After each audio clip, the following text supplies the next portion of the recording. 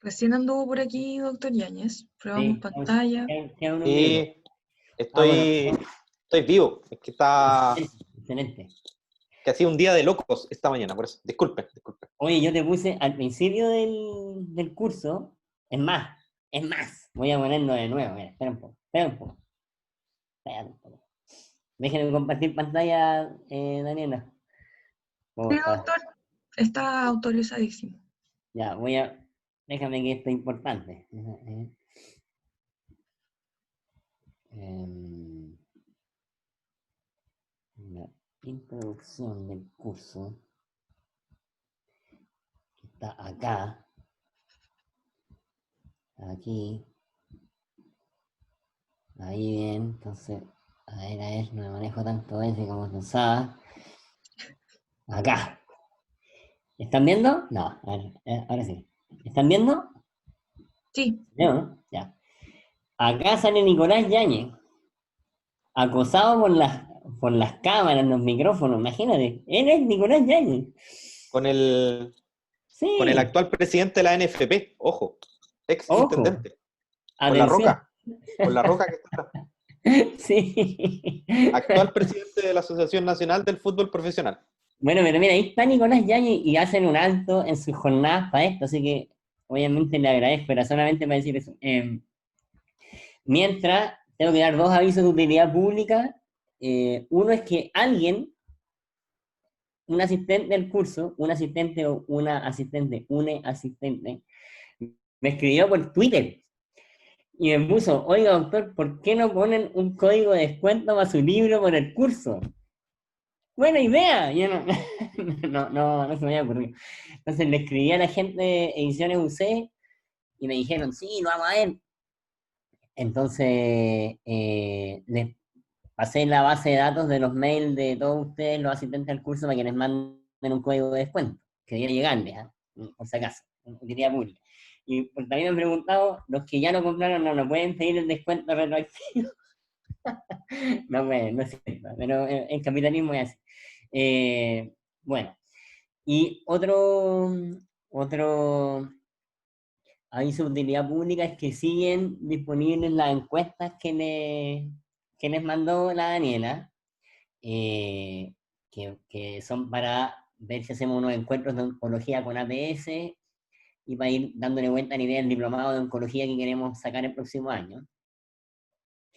Y el último aviso de utilidad pública es que la Daniela les va a mandar en unos minutos un mail con un link a una pequeña pruebita diagnóstica que vamos a hacer antes de la clase que viene después de la clase del doctor Yang, que es la clase que vamos a hacer de cáncer avanzado, con la cual cerramos la jornada.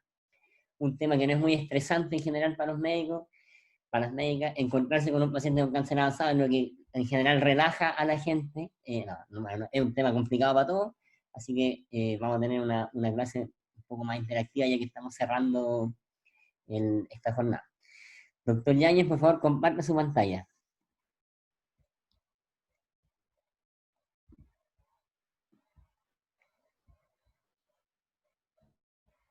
Comparte su pantalla, hay un momento de tensión ahí. Es fantástico. Entonces, Bien. vuelvo a presentarles como, igual que fondo para la presentación de cáncer gástrico, tenemos con nosotros a Nicolás Yáñez Benavides, que él es oncólogo médico, un gran amigo mío.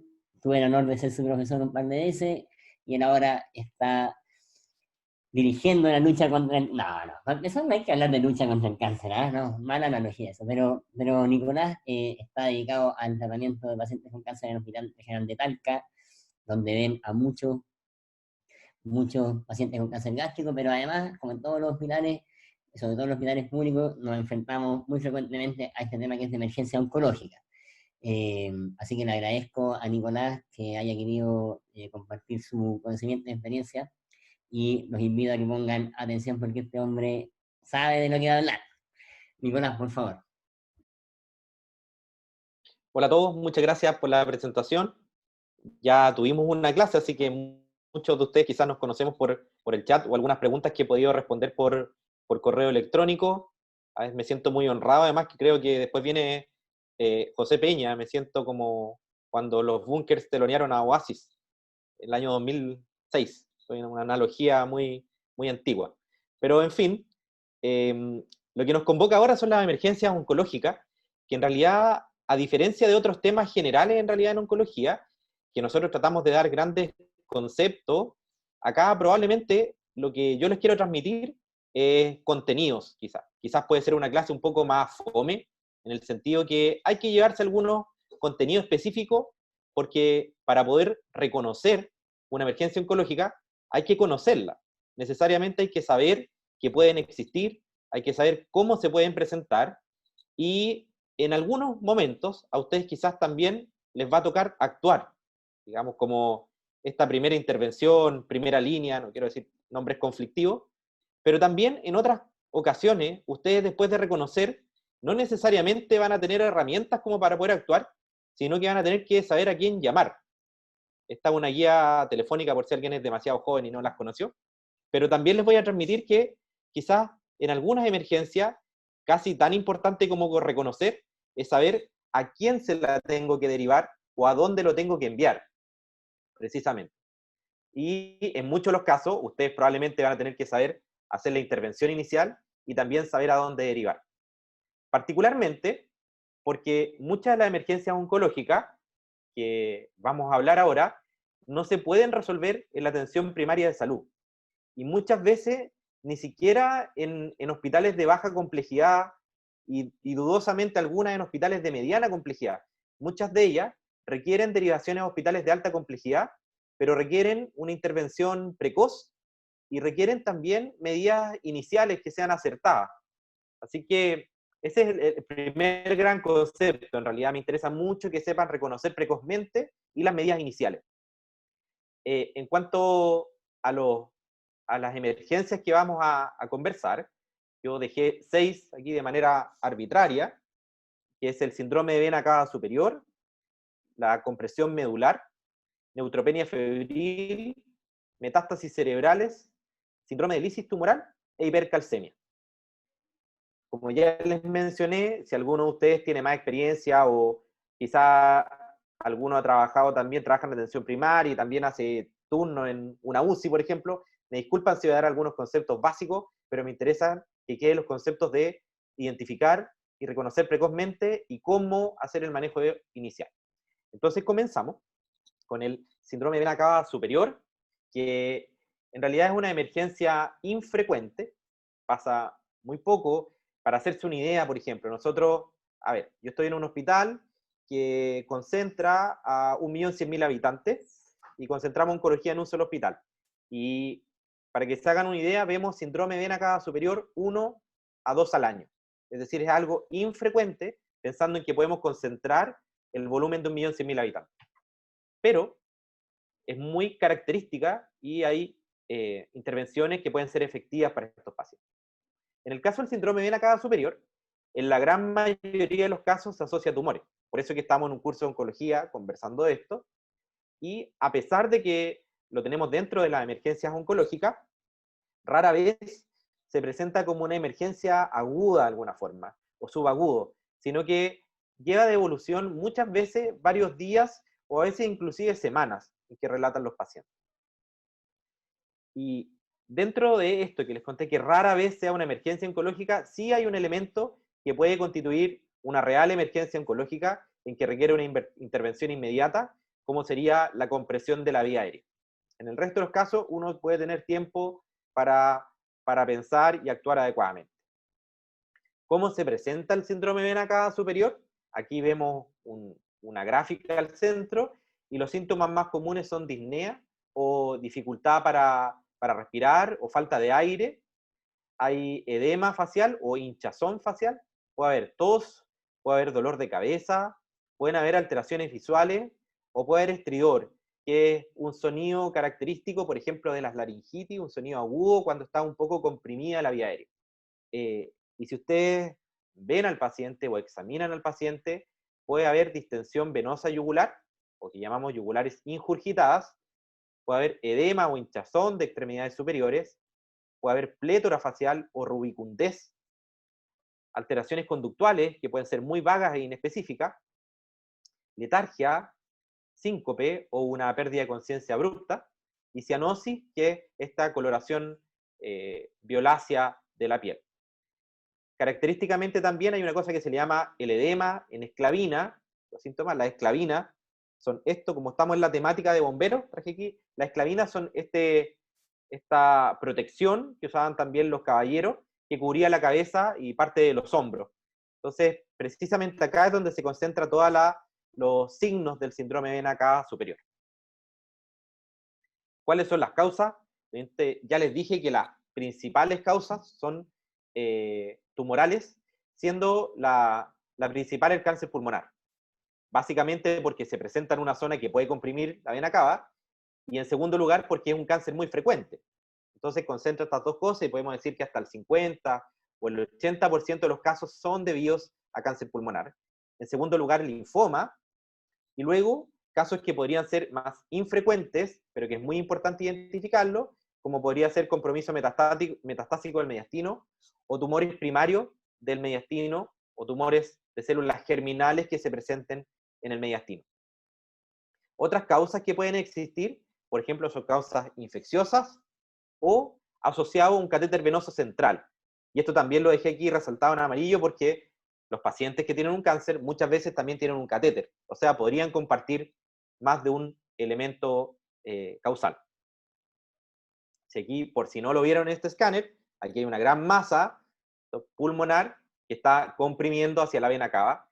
Recordemos que las venas particularmente tienen baja presión, o sea, son fácilmente compresibles. ¿Cómo se estudia? Y aquí es parte, como yo les decía, ya saber reconocer, pero también cuál es la primera intervención.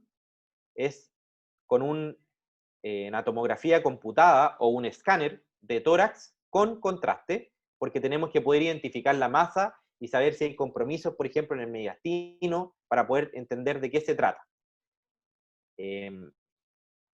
Y en segundo lugar, obtener la histología, obtener el diagnóstico de qué está causando esto, y a esto es lo que nosotros normalmente le llamamos la verdadera urgencia oncológica, porque realmente lo que nos va a importar acá es saber de qué se trata o cuál es el causante, para poder dar un tratamiento adecuado. Y, como lo han visto en otras clases, probablemente también, si está esta masa central pulmonar, puede ser muy difícil tomar una biopsia, pero si el paciente usted lo toca y tiene ganglios cervicales o supraclavicular, quizás pueden ser muy fáciles de tomar bajo ecografía, por ejemplo. Entonces, siempre está el principio de tratar de buscar o tomar una biopsia del sitio que sea accesible también. Y no olvidar que los casos como hombres, también se pueden tomar marcadores tumorales que pueden ser de gran ayuda, por ejemplo, en los tumores de células germinales. Por ejemplo, tomar beta-HCG o tomar alfa-fetoproteína, que son marcadores tumorales, son exámenes que están ampliamente disponibles en general, no requieren de laboratorios avanzados. Y aquí a su derecha, ven una imagen, la clase anterior alguien ya había preguntado por un tumor de Pankos, y aquí vemos un paciente que tiene un síndrome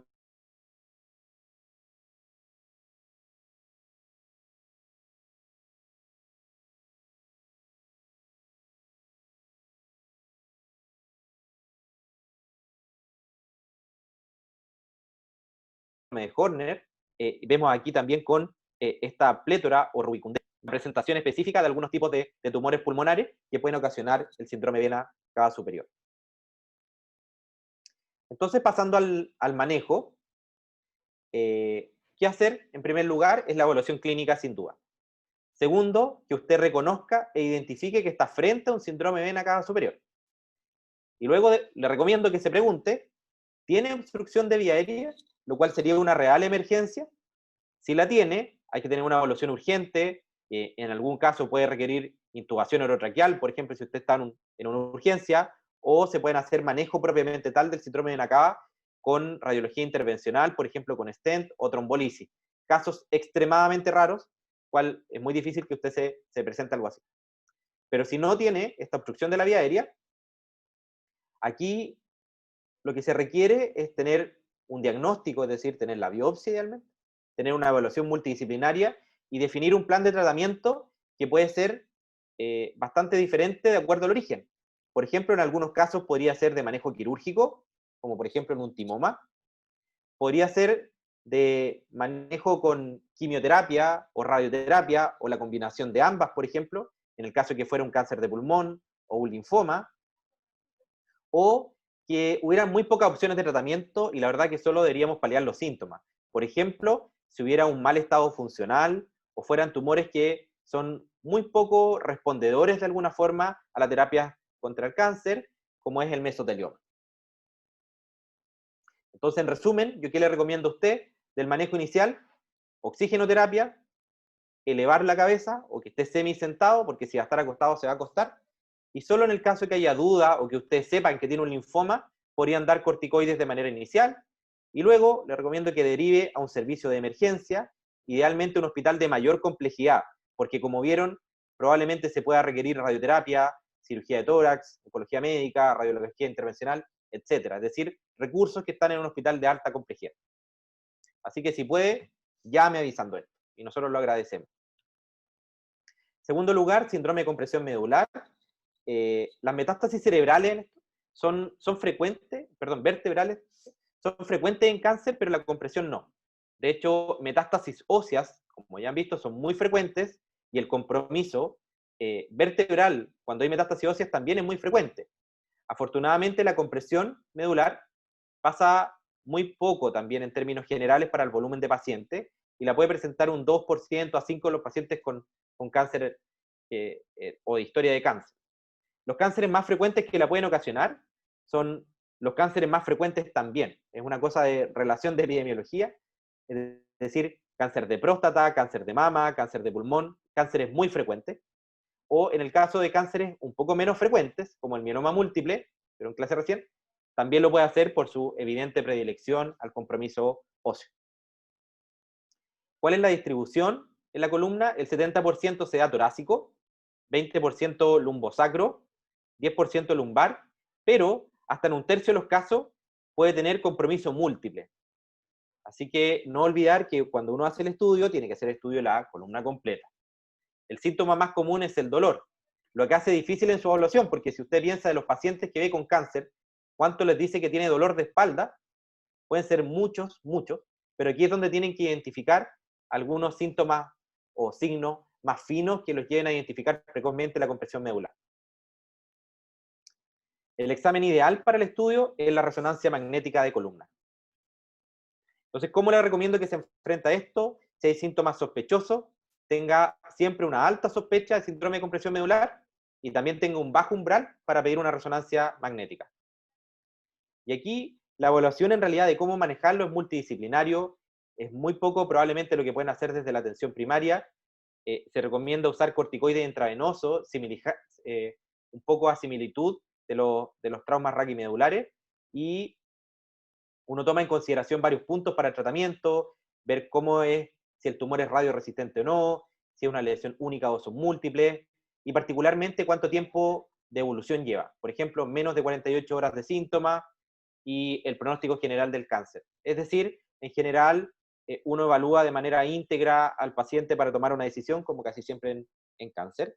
Entonces, si cumpliera con estos criterios, la recomendación es hacer una cirugía de descompresión y luego radioterapia. Y si no los cumple, radioterapia. Acá yo sé que tuvieron una clase con doctor Bacal de radioterapia, así que esa podría ser la indicación. De hecho, esto es mucho más complejo, y si bien acá hay algoritmos muchísimo más complejos que no vale la pena, sin duda, comentar. En suma, ¿qué le recomiendo a usted? Si le identifica o tiene sospecha de ello, derivar a un centro de mayor complejidad, básicamente un centro que pueda tener neurocirugía y radioterapia fundamentalmente, pero no olvide, antes de hacer eso, no demorar y avisar, dejar al paciente en reposo absoluto, inmovilizado, puede usar corticoides, como le recomendaba, y también tratar el dolor. No lo envíe con dolor, obviamente. La idea es que tratamos de ayudar a los pacientes. Aquí les dejo un torpeo, porque sé que las diapositivas después van a estar disponibles, y también van a tener clases de paliativos, que probablemente también les van a dar algunas consideraciones de esto. Es decir, acá probablemente ustedes tienen que saber a quién llamar, pero también tomar las medidas iniciales al momento de derivar. Pasamos al tercer tema, que es la neutropenia febril. Todos sabemos probablemente ya que los pacientes con cáncer tienen mayor riesgo de infección, porque por una parte podemos alterar su sus defensas, una alteración inmunológica, particularmente disminuir las defensas de alguna forma.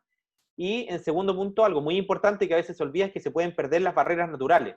Por ejemplo, puede haber mucositis, puede haber disrupción del epitelio gastrointestinal que pueda favorecer algún tipo de infecciones. Y es la complicación grave más frecuente en cáncer. Puede tener en globo hasta un 10% de mortalidad y hasta un 20 o 30% de morbilidad asociada. Y un concepto importante que el grado de neutropenia o de glóbulos o neutrófilos, un tipo de glóbulos blancos bajos que estén ahí, qué tan bajos estén y cuánto tiempo estén bajos, se relaciona fuertemente con el riesgo que lo tienen. Y los sitios más comunes que pueden haber de infección son el tracto gastrointestinal, el pulmón y la piel. Y en muchos de los casos, nosotros no logramos identificar en realidad cuál era la infección. Muchas veces tratamos de manera empírica e inclusive hasta el final del tratamiento lo tratamos de manera empírica. No, nos cuesta encontrar el sitio muchas veces, pero hay que tratar precozmente de todas maneras. Y efectivamente hay una alta variabilidad de los pacientes. Esto es muy distinto entre tumores o quimioterapias, por ejemplo, hematológicas, de tumores sólidos, o algunas características de los pacientes. Solo como concepto general, para recordar que a veces se nos olvida, nosotros consideramos fiebre en estos casos que tenga más temperatura oral, como esto es de literatura anglosajona lo que se hace, temperatura oral más de una vez, o sea, perdón, más de 38,3 por una vez, o más de 38 mantenido por más de una hora. Y neutropenia, que ahora por eso es que tenga un recuento absoluto de neutrófilos menor a 500 células por milímetro cúbico, que es como se informa en el hemograma, o que usted espere que va a caer a menos de eso dentro de las próximas 48 horas. Y aquí, solo para que sepan que pueden haber diferentes patógenos de acuerdo al sitio donde uno crea que pueda estar la infección o la clínica del paciente. Pero aquí el concepto importante que les quiero transmitir es que en estos pacientes, es decir, si usted sabe que un paciente está en quimioterapia y dice estoy con fiebre, aquí sí que guarda especial relevancia el examen físico. A veces siempre es importante, lo podemos saber, pero hay momentos que son mucho más importantes y aquí hay que ir a buscar dirigidamente zonas que a veces uno no examina específicamente. Por ejemplo, la cavidad oral, la región perineal, que muchas veces uno la olvida. Aquí no es solo ocultar los pulmones, sino que idealmente recuerden desvestir al paciente y examinarlo de pies a cabeza. Y en segundo término, uno puede definir riesgos. Y aquí, como ven, hay tablas que lo pueden hacer, que no es la intención que ustedes se las sepan, obviamente, pero lo que le quiero transmitir es que se puede definir gravedad de pacientes. Un paciente con neutropenia febril, por ejemplo, puede ser más o menos grave que otro y se puede tratar hospitalizado u ambulatorio. Por si lo leen o están estudiando, dicen, pero ¿cómo el doctor Yáñez me dijo que los tratáramos todos como urgentes y hospitalizados? Sí, siendo que la medicina actual dice que uno puede seleccionar pacientes que podrían tratarse de manera ambulatoria. Sí, eso es verdad, existen guías, existen tablas de riesgo, pero la verdad eso se lo recomiendo al manejo de especialidad, al infectólogo o al oncólogo que tiene experiencia en poder definir adecuadamente a qué pacientes se podrían tratar de manera ambulatoria. Porque además tenemos que recordar que tiene que ver también con el apoyo de las redes, de si está cerca de un centro asistencial, del nivel educacional, etc. Así que, si bien es cierto, existe esto, le quiero transmitir que en general usted debería derivar a urgencia y probablemente la decisión, si que se puede tratar ambulatorio o no, déjesela al especialista. ¿Cómo es el estudio en general? Es decir, primero, revise cosas que se le pueden olvidar. Yo le coloqué aquí, revise si es que el paciente tiene catéter, pregúntele y revíselo, porque no están acostumbrados probablemente a eso. Lo segundo es buscar dirigidamente síntomas y signos. En amarillo les dije no olvide la cavidad oral y el periné. Vea si es que tiene cultivos previos, si es que tuvo una infección, si es que tuvo una infección urinaria hace 3 semanas por una bacteria resistente. Bueno, ahí hay un foco claro. Y luego tomar exámenes generales, lo que va a hacer de manera de urgencia, esto en la unidad de emergencia, y además no olvidar tomar cultivos. Otras cosas que se pueden hacer, esto ya es de manejo hospitalizado o en los trasplantados, hacer cosas más avanzadas, por ejemplo, lavado bronquialveolar o estudios dirigidos al pulmón, pero eso no nos convoca ahora. ¿Cuál sería el manejo inicial? Que podría ser en una urgencia o alguno que haga turnos en SAPU, por ejemplo. Lo primero es seleccionar o el triage de la urgencia. Si un paciente dice que tiene fiebre y tuvo antecedentes de quimioterapia las 6 semanas previas, usted ya tiene que prender las antenas y decir, esto podría ser una neutropenia febril. En segundo lugar, si ya usted diagnosticó una neutropenia febril, asume que es bacteriana y documente la fiebre y tome hemocultivos pre-tratamiento. Luego, deje antibióticos de manera empírica por el foco que usted encontró, y si no los tiene, probablemente en muchos de los lugares donde usted pueda trabajar va a haber un protocolo que dice deje estos antibióticos de manera empírica. El concepto acá, lo más importante, es actuar rápido. De hecho, esta es una guía estadounidense en que usted debería atender al paciente dentro de los 15 minutos que llega a la urgencia, y en los 15 minutos siguientes ya debería tener antibióticos puestos. Así de exigente es, porque al igual que en sepsis, por ejemplo, el tiempo, la ventana de tiempo que hay para actuar puede tener implicancias pronósticas en el paciente. Y aquí les dejo que obviamente los algoritmos se pueden ampliar mucho más y el manejo ambulatorio, pero no se complique con eso. Recuerde identificar y tratar precozmente a estos pacientes. Pasamos al otro tema, que serían las metástasis cerebrales. También son un evento frecuente en cáncer. Un 10 a 20% de los pacientes con cáncer a lo largo de su historia pueden desarrollar metástasis cerebrales. Y si lo vemos al revés, si usted encuentra un tumor en el sistema nervioso central, es 10 veces más frecuente que sea una metástasis a que sea un tumor cerebral primario.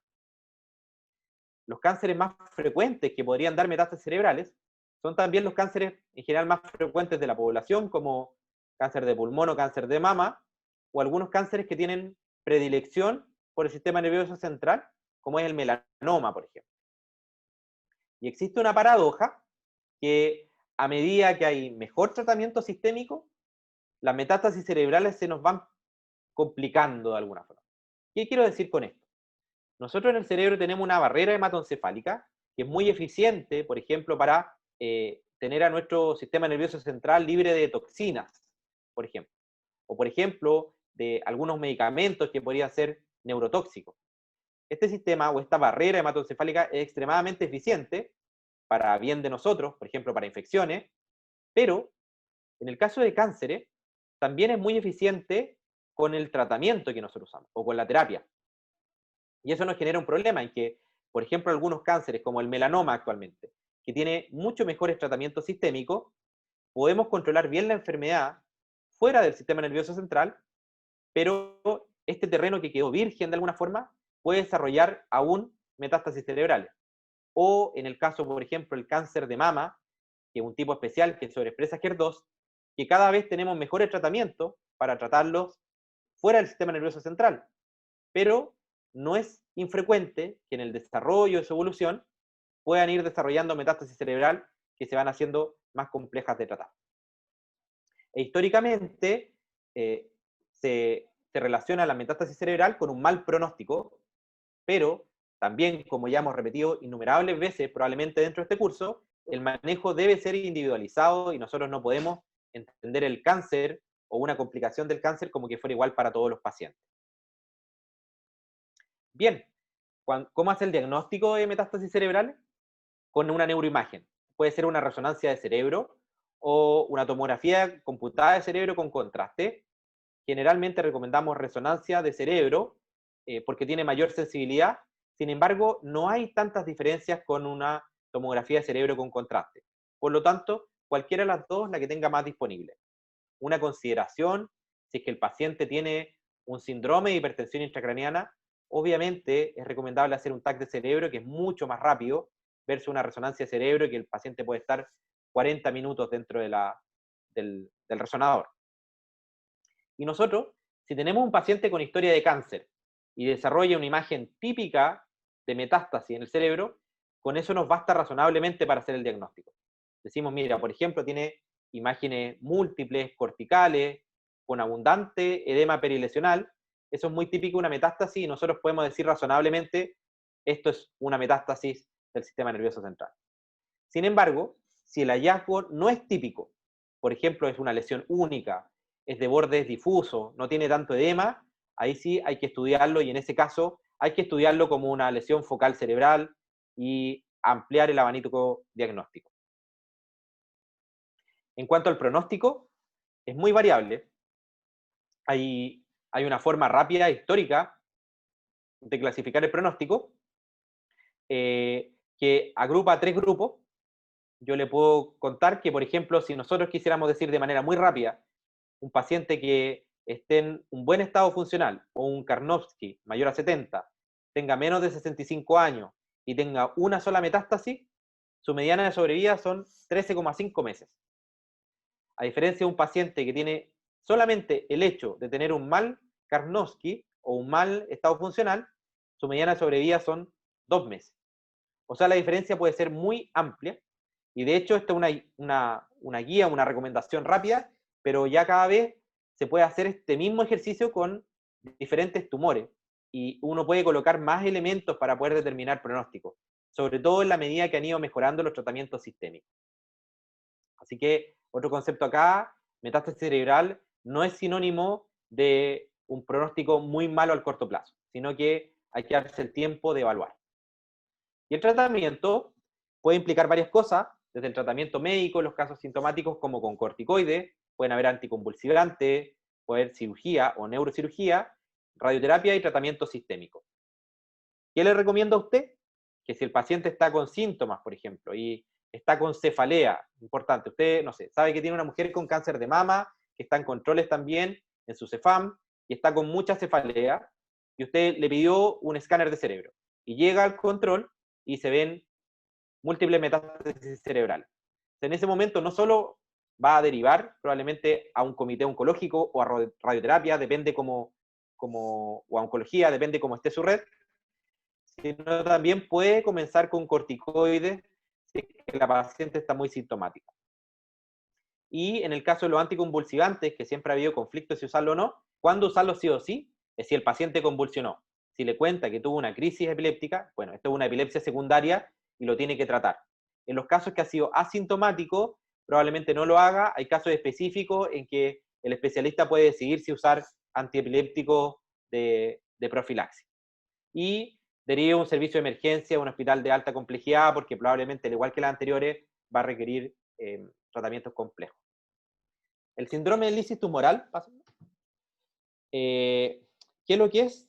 Hablamos que la lisis o hay rotura del tumor. Y cuando se rompe un tumor, nosotros pensamos que está lleno de células, y si está lleno de células, las células también se van a romper. Y lo que pasa con eso, de manera muy grosera de alguna forma, es que sale al torrente sanguíneo todos los elementos que estaban en alta concentración dentro de la célula. Por ejemplo, nosotros dentro de la célula tenemos mucho potasio, y eso puede salir hacia el exterior.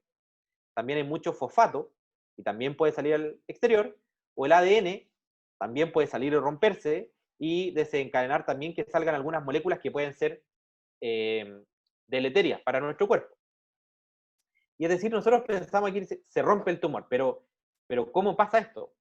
Bueno, pueden haber de alguna forma lisis o roturas espontáneas en tumores que están creciendo demasiado rápido, pero en general esto pasa post-tratamiento. Esto es cuando usted está tratando un cáncer que puede ser muy sensible al tratamiento que le da, y de alguna forma es como si reaccionara o respondiera o se rompiera muy rápido.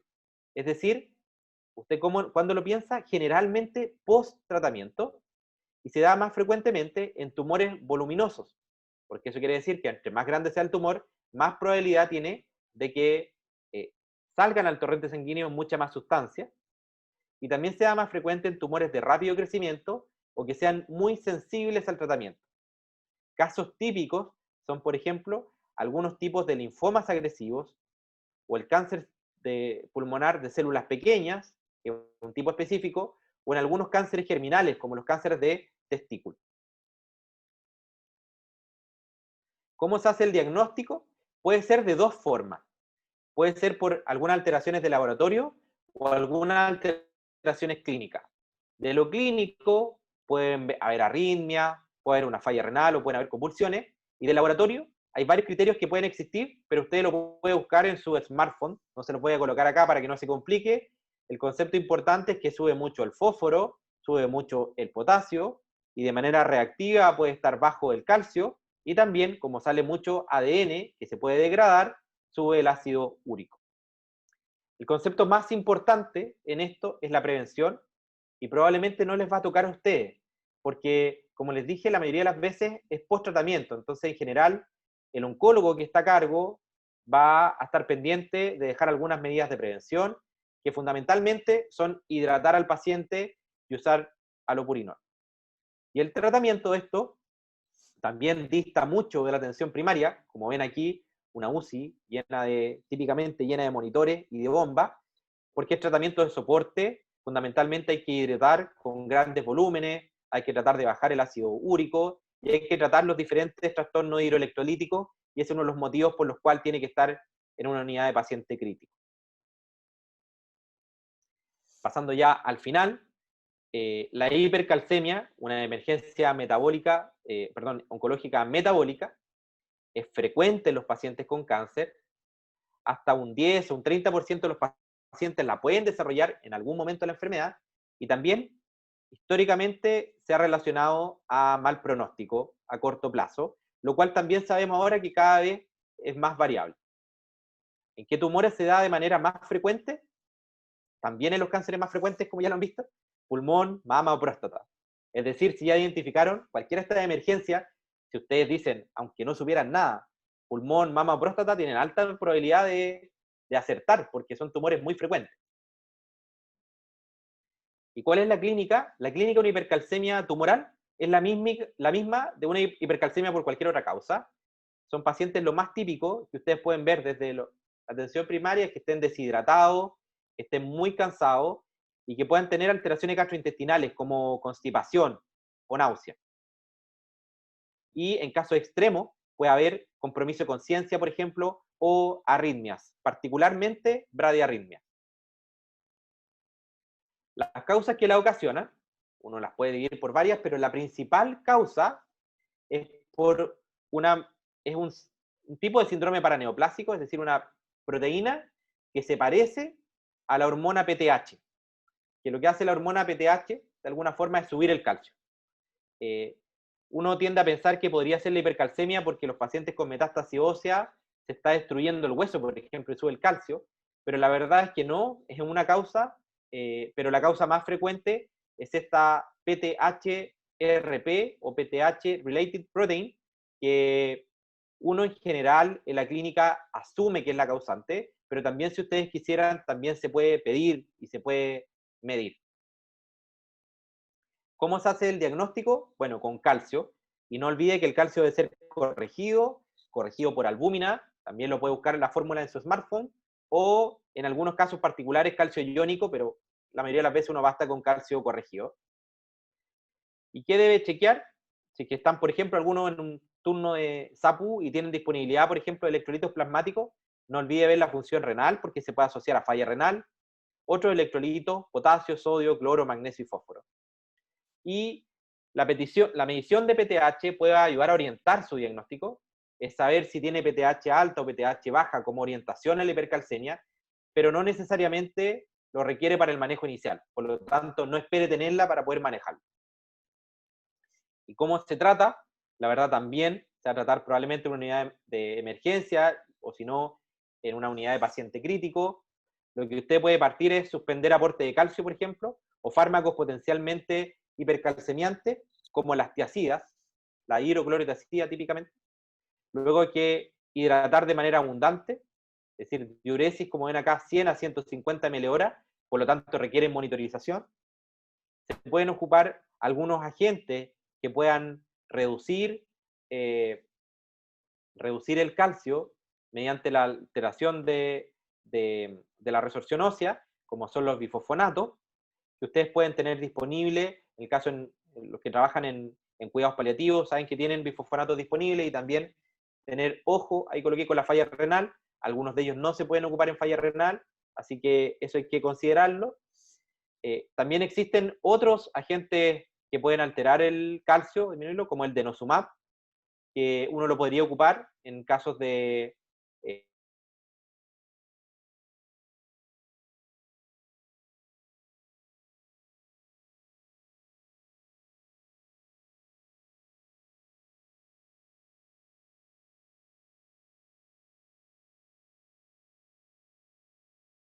refractariedad o si hay falla renal, avancé, decir, como es la calcitonina. Pero aquí el mensaje importante que uno puede hacer del mal. En segundo lugar, puede partir con hidratación, por ejemplo, al menos un hospital de mediana complejidad. Y esos son los que le quería contar de emergencia oncológica. Me imagino que quedaron un montón de dudas. Traté de contar las presentaciones generales y el manejo inicial. Les dejé varias recomendaciones un poco como receta porque quizás le pueden servir. En algún momento están enfrentados a eso y pueden abrir, se pueden acordar que por ahí tienen un apunte. Gracias. Muchas gracias, doctor Yáñez. Tengo una duda, si al final se pegó la parte de hipercalcemia o no. Al final, cuando estaba hablando, dijo el mensaje... Hubo un momento de silencio. Oye, Nico, ¿podríais mostrar el final de hipercalcemia de nuevo? Eso de la última parte, eso. Desde bifofonatos para abajo, yo creo que estaba medio raro. Bueno, sí, no hay problema, Sorry, obviamente. pero porque se pegó. Sí, con los bifonatos, lo que les decía que eso también, si por ejemplo ustedes están, alguien que trabaje en hospitales de mediana complejidad, los pueden utilizar también como medida inicial. Recuerden que hay consideraciones con falla renal. Hay algunos que se pueden utilizar, otros no, y en general ustedes los pueden tener disponibles si tienen una unidad de cuidados paliativos, por ejemplo, pueden tenerlo en su hospital. Y medidas más avanzadas que uno podría tener, por ejemplo, el denosumab, que no está ampliamente disponible, pero cada vez está más cerca, que se puede usar si es que el paciente es refractario o tiene una contraindicación como falla renal, y otros medicamentos como calcitonina, que estos de manejo de especialidad, o corticoides, que en algunos casos uno lo podría usar también en casos como linfomas, por ejemplo. Pero son casos bien particulares. No sé si se escuchó lo último, pero el mensaje que les quería transmitir es que esta presentación trató, como ya les dije, de decir cómo reconocer una emergencia y cuál es la manera más apropiada, a mi parecer, de actuar desde la atención primaria o de hospitales de menor complejidad. Hay algunas diapositivas que les dije que tienen casi como receta, que son un poco más tediosas, pero quizás les puede servir. En otro curso dijeron que a lo mejor se enfrentan a un paciente así y recuerden que por ahí tienen un cortapalos rápido que los podría ayudar. Grande Nicolás Yáñez Benavides. Oye, claro, un tema árido, como dijiste, te inmolaste docentemente. Y bueno, aparecen preguntas, por supuesto. Hay varias en relación a los corticoides. O sea, ¿cuál usar en meta de cerebro y cuál usar en compresión medular en cuanto a fármaco y dosis? Ya. Bueno, esa duda es súper frecuente y de hecho si uno quisiera responderla desde la evidencia, no hay una respuesta correcta, en primer lugar. Pero sí hay varias recomendaciones. En general, se prefieren usar corticoides de alta potencia como la dexametasona. Uno la puede usar de manera oral, no es necesaria endovenosa, pero la pueden usar como quieran en general, la disponibilidad es igual. Y las dosis son distintas en síndrome de compresión medular. Uno puede usar lo recomendado como dosis de ataque o carga el primer día, por ejemplo, 10 miligramos de dexametasona cada 6 horas. Eso es lo que recomienda quizás la última guía americana. No se usan metilprednisolona u otras cosas como en trauma, así que si quieren una receta rápida, 10 miligramos de dexametasona cada 6 horas, como para partir. Y en metástasis cerebrales, uno cada vez más sabemos que dosis bajas son igual de eficaces que dosis altas. Así que también preferimos dexametasona y probablemente si ustedes están comenzando desde la atención primaria, pueden partir con 4 miligramos de dexametasona una vez al día o máximo 8.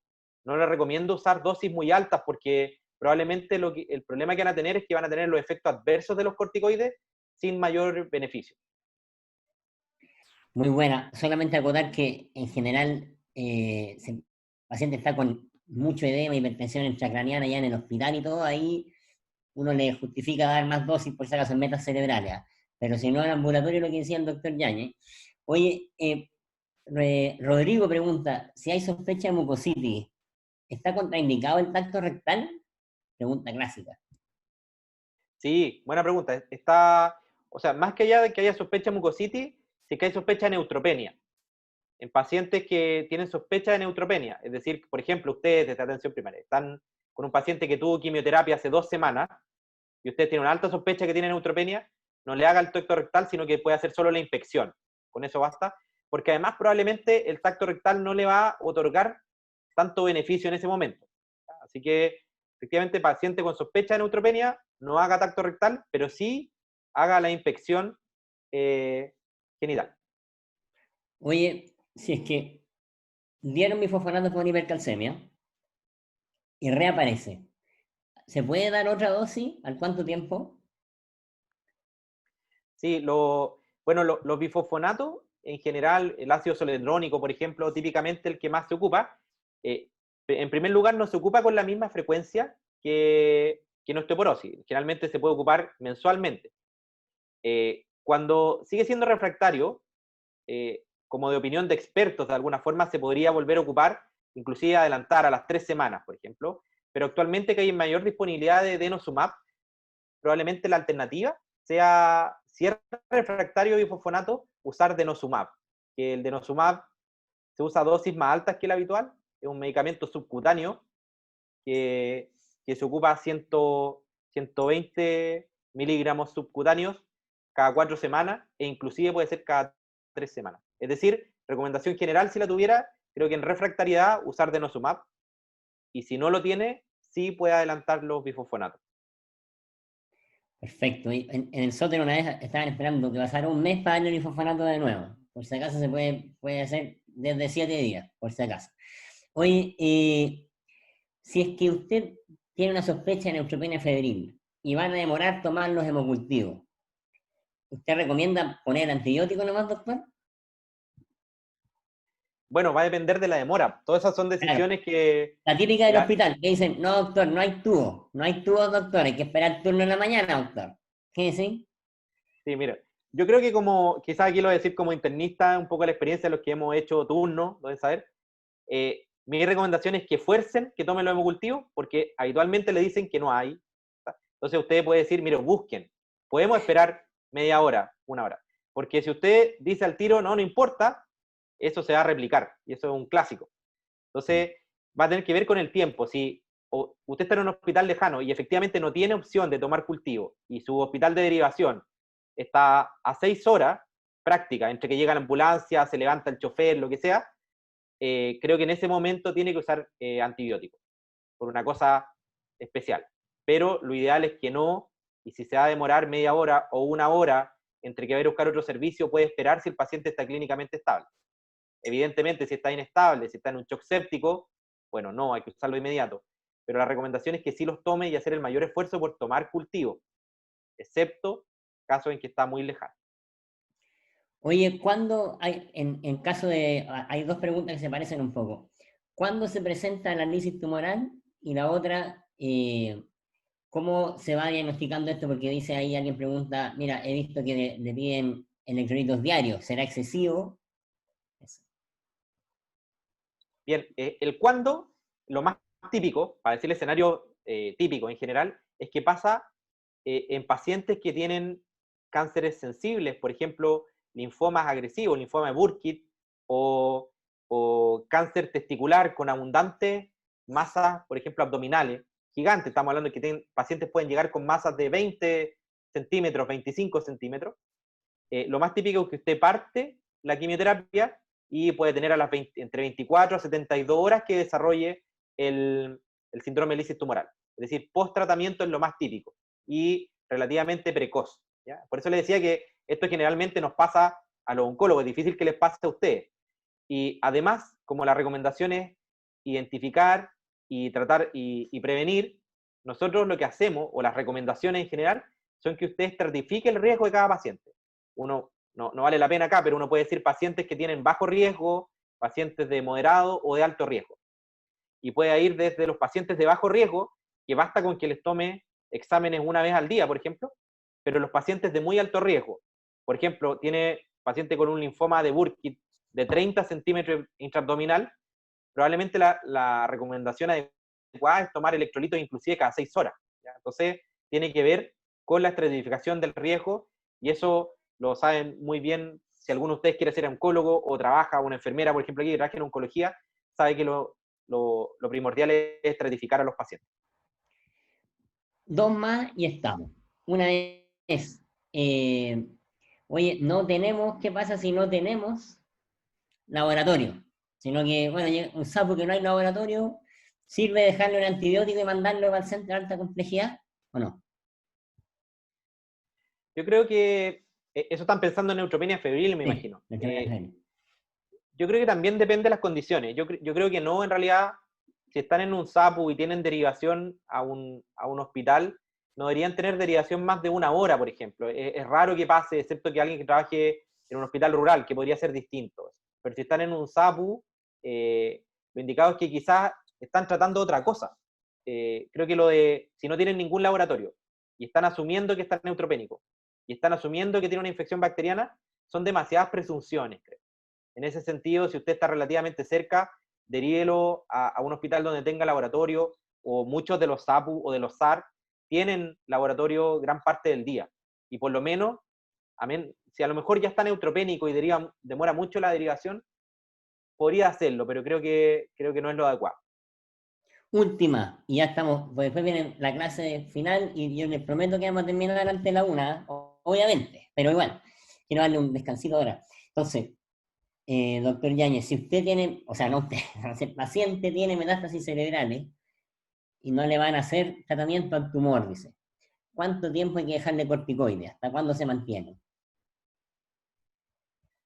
Bien, eso también es relativo. Es relativo en realidad si es que no le van a hacer tratamiento al cáncer en general o no le van a hacer tratamiento a las metástasis. Eso, quizá ahí tengo una duda, pero hay que pensar que uno a veces, por ejemplo, el paciente está en mal estado funcional y uno dice, ¿sabes qué? No le voy a tratar el cáncer de pulmón porque no está en condiciones de poder recibir una quimioterapia o una radioquimioterapia o lo que sea.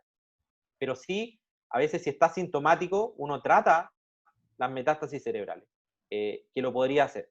Entonces, en ese momento, uno mantiene los corticoides hasta que se traten las metástasis cerebrales y después se van disminuyendo progresivamente. Generalmente lo hace el radioterapeuta.